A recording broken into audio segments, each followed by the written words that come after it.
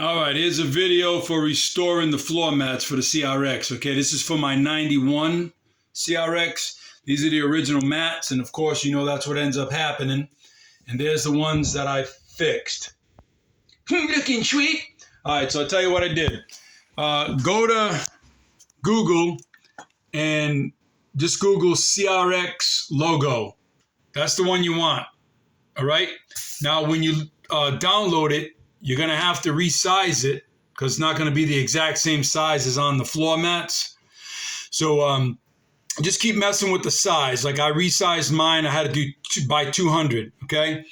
And what you do is like print out one, then take it over to the old mat and just like line it up. Make sure that's the same size. So you go, okay, boom, that works. All right.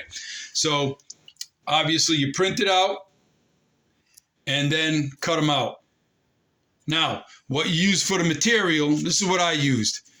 I don't know if you guys know too much about guitars. Here's the Jimmy guitars, baby. All right, so on the guitar pedals, the pedal board, they have like this Velcro. You have one strip here, and then, you know, the strip that sticks to it, right? Just go to like your Guitar Center, and you can get a roll of this, okay? Of course, you're going to get the soft one, not the one that has like the plastic on it, okay? All right. So you're going to take the letters, flip this thing over, and then, of course, put the letter on the other side, okay? And then just trace it. Trace it with a pencil, whatever, pen, and then cut it out. All right? Now, when you cut it out, it's going to look like this, okay? Cut it out, and, you know, just take your time cutting it so it looks really good, all right? And on the other side of this, this stuff is really sticky. That's why I used it, all right?